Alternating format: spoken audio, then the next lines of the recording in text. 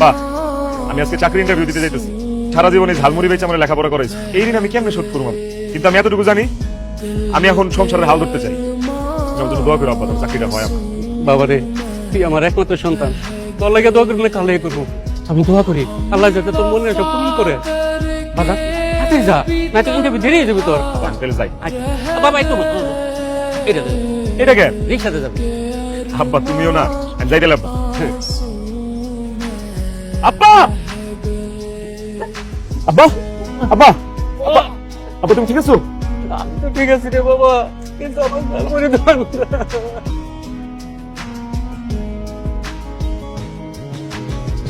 Thanks god আমার গাড়ির কিছু হয় নাই।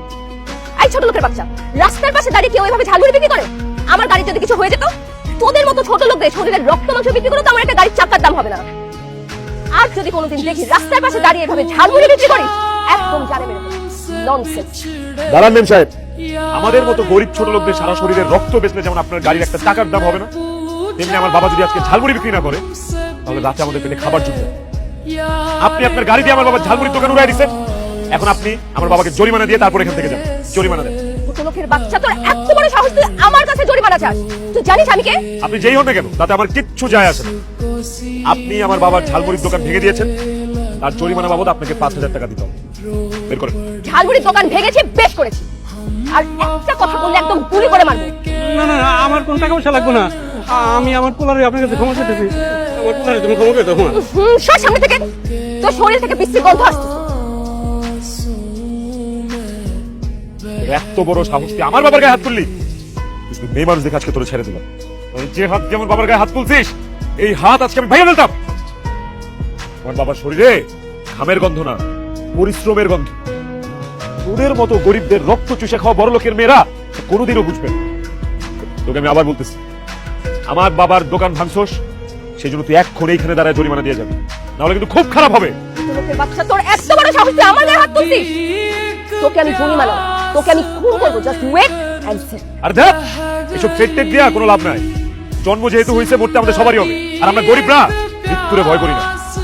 ঠিক আছে, তোর জরিমানা দেওয়া লাগবে না। যা, দিলাম না তোর জরিমানা। আরে কি ব্যাপার, আমার ফোন আমার হাত থেকে কেড়ে নিলি কেন? ভেঙে ফেলবো মোবাইল, সেই জন্য।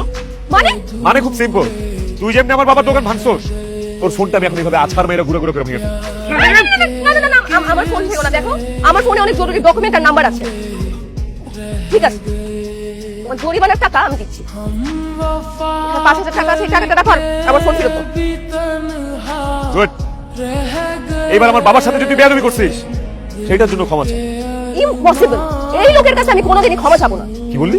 না না, আমার কিন্তু ক্ষমা তো লাগবে না। তুই মোবাইল ফেরত দে। না না বাবা, ও তোমার সাথে বেয়াদবি করছে। ও যতক্ষণ তোমার কাছে ক্ষমা না চাবে, ততক্ষণ পর্যন্ত এই মোবাইল ওর আমি দিব না। এই দাঁড়াচ্ছিস কেন? ক্ষমা চা, নাহলে কিন্তু। ফোন ভেঙো না। আচ্ছা দেখেন আঙ্কেল, আপনি আমাকে ক্ষমা করে দিন। I am sorry. এই তো এবার লাইনে আসছিস। ভবিষ্যতে কোন গরিব মানুষের সাথে দুর্ব্যবহার করার আগে 100 বার ভাববি। এই গরিবরা যদি রাইগা যায় না, তোদের মতো কোটিপতিগো রাস্তায় নামতে 1 সেকেন্ডও সময় লাগবে না, 1 সেকেন্ডও না। চলো বাবা।